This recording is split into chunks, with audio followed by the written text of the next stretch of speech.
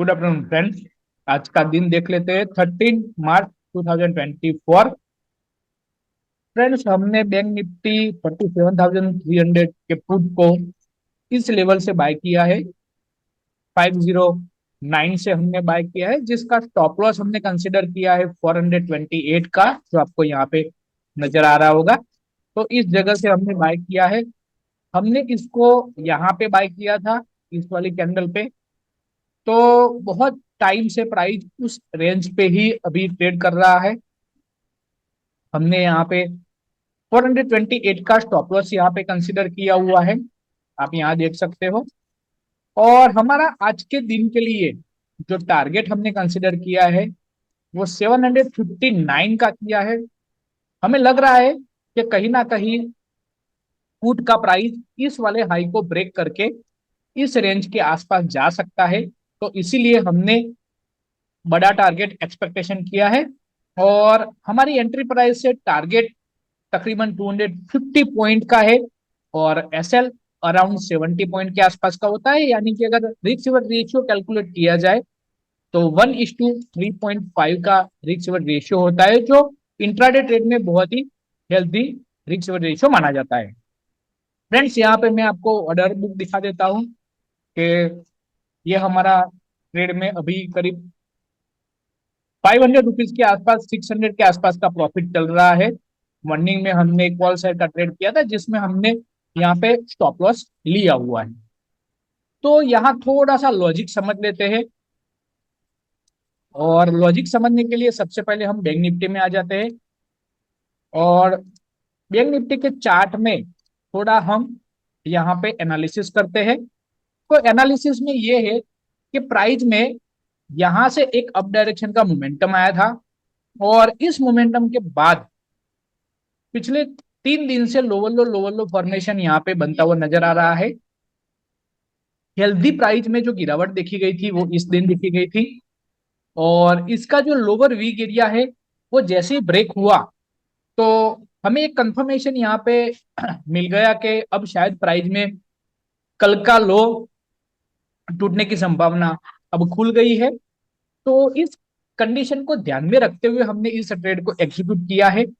इसके साथ हमने निफ्टी को भी एनालिसिस करके रखा हुआ था, और आप देख सकते हो कि निफ्टी में इसी स्ट्रक्चर पे, जिस तरीके से मैंने बैंक निफ्टी में सोचा उसी लॉजिक से अगर यहाँ पे देखा जाए तो 12 मार्च का जो लो है वो निफ्टी ऑलरेडी तोड़ के बहुत अच्छा मोमेंटम हमें कंटिन्यू दिखा रही है। तो इसी लॉजिक के साथ इस ट्रेड को एग्जीक्यूट किया गया है। तो फ्रेंड्स, बहुत अच्छा मोमेंटम एक्सपेक्ट हम कर रहे हैं।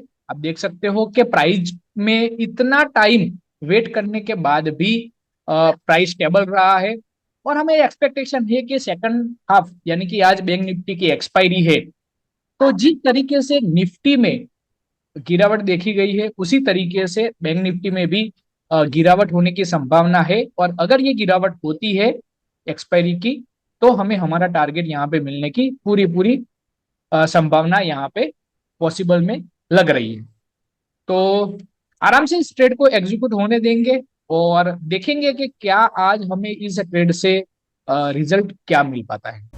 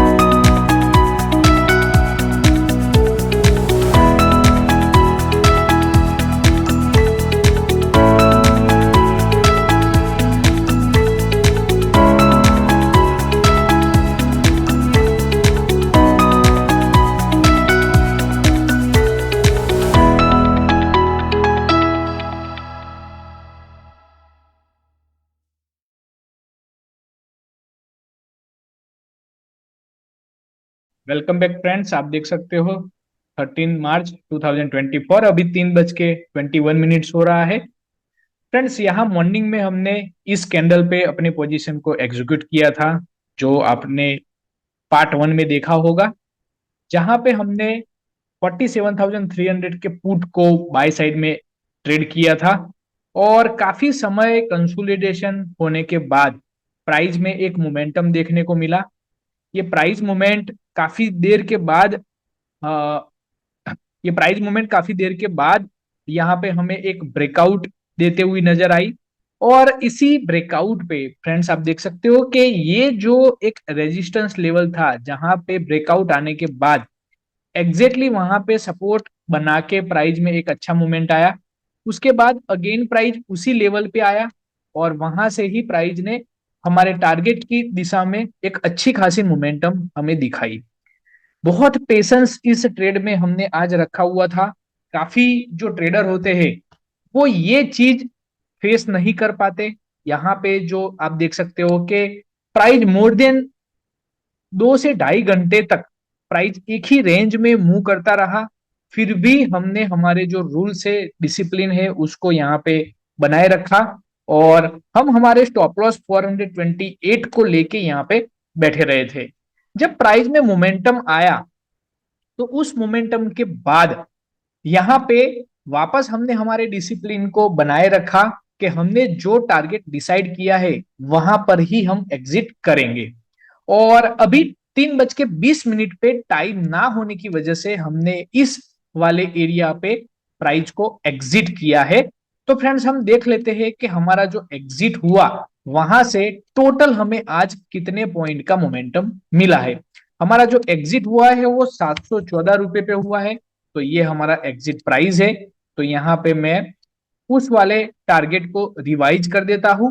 और यहां से अगर आप रिस्क रिवर रेशियो अगर यहाँ पे आप देखोगे तो एंट्री प्राइस हमारी ये वाली थी, एसएल ये वाला था जो मैंने ये कंसीडर किया, वो यहाँ रख देते हैं, इसके लो पे था।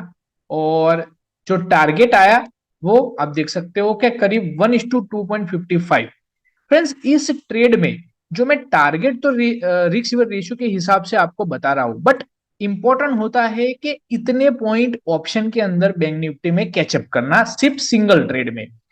दोपहर में हमने 11 बजे 11:30 बजे के आसपास इस ट्रेड में एंट्री बनाई और उसके बाद हमने 205 पॉइंट तक इंतजार किया, पेशेंस बना के रख के, और इस ट्रेड में यहां तक हमने पूरी जर्नी को कंप्लीट किया।